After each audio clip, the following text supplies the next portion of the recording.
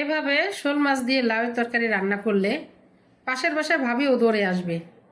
আসসালামু আলাইকুম, রুকসানা রান্নার গল্পে সবাইকে স্বাগতম। তো চলুন শুরু করা যাক। প্রথমে আমি একটা প্যান নিয়ে নিয়েছি, সামান্য তেল দিয়ে দিলাম। আমি একটা মশলা রেডি করে নিব। অল্প পেঁয়াজ কুচি দিলাম, একটু নেড়ে চেড়ে, আর 2 কোয়া রসুন কুচি দিলাম,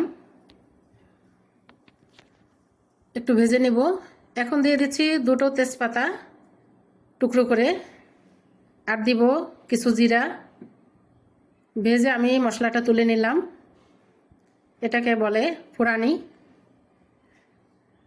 এখন আমি আরও কিছু তেল দিয়ে দিলাম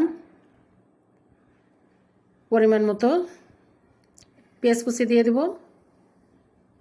পেঁয়াজ কুচিটা কিছুক্ষণ ভেজে নিব আমি। পেঁয়াজ কুচিটা ভেজে তারপরে আমি কাঁচামরিচটা দেই, তাতে রঙটাও ভালো থাকে, মরিচের স্বাদটাও ভালো লাগে। 1 চা চামচ আদা বাটা দিয়ে দিলাম, আর 1 চা চামচ রসুন বাটা দিয়ে দিলাম। এখন একটু মশলাটা নেড়ে চেড়ে একটু পানি দিয়ে নিলাম। এখন দিয়ে দিব আমি 1 চা চামচ লবণ, 1 চা চামচ মরিচের গুঁড়া, 1 চা চামচ হলুদের গুঁড়া, 1 চা চামচ একটু বেশি 1.5 চা চামচ দিয়ে দেবো ধনিয়ার গুঁড়া। এটার সাথে আমার জিরা দিয়ে ভাঙানো, তাই আমি 1.5 চা চামচ দিয়ে দিছি। এখন মশলাটা আমি কষিয়ে নিলাম।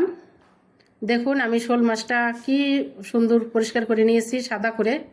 যদি আপনারা দেখতে চান আমি মাছ পরিষ্কার করার একটা ভিডিও দিব অন্য সময়। কে কে দেখতে চান আমাকে কমেন্ট করে বলবেন। আমি মাছটা দিয়ে কষিয়ে নিলাম। দেখতে পাচ্ছেন মাশাআল্লাহ দারুণ দেখাচ্ছে কালারটা। এখন একটু পানি দিয়ে দিলাম পরিমাণ মতো, এটা কষানোর জন্য। আমার কষানো অলরেডি শেষ। এখন আমি তুলে নিলাম। দেখুন, আর এখানে কয়েক টুকরা মাছ আছে, আমি একটু ভেঙে নিয়েছি। এখন এর মধ্যে আমি লাউ দিয়ে দিলাম। লাউটা অনেক কচি। লাউ দিয়ে শোল মাছের তরকারি মাশাআল্লাহ অনেক খেতে অনেকই মজা হয়। আর আমি যেভাবে রান্না করতেছি এভাবে আপনারা ট্রাই করে দেখবেন, অনেক মজা লাগবে। একবার হলেও ট্রাই করে দেখবেন। দেখুন আমার লাউ প্রায় কষানো শেষ, দারুণ লাগতেছে। এখন আমি পানি দিয়ে দেব পরিমাণ মতো। পানি দিয়ে দিলাম। আমার তরকারিটা বলক উঠেছে, প্রায় লাউ সিদ্ধই হয়ে গেছে। এখন আমি মাছটা দিয়ে দিব। আমি ছোট ছোট টুকরা করে নিয়েছি, মাছটা বড় ছিল, যেহেতু লাউ দিয়ে রান্না করলাম তাই ছোট ছোট পিস করে নিয়েছি।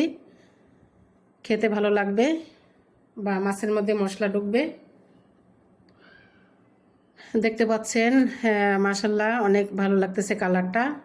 এরপর যে আমি আরও 1 চা চামচ লবণ দিয়ে দিলাম। এই যে আমার সেই প্রথমে তুলে রেখেছিলাম ভেজে সেই মশলাটা, ফোড়ানি বাটা আমি বেটে নিয়েছি, দিয়ে দিলাম। এই মশলাটা ব্যবহার করে আপনারা রান্না করে দেখবেন, খেতে খুবই সুস্বাদু হয়, অন্যরকম একটা ফ্লেভার। এখন আমি কিছু ধনিয়া পাতা দিয়ে দিলাম। আমার রান্নাটি যদি ভালো লাগে আপনাদের, তো অবশ্যই লাইক, কমেন্ট, শেয়ার এবং সাবস্ক্রাইব করবেন।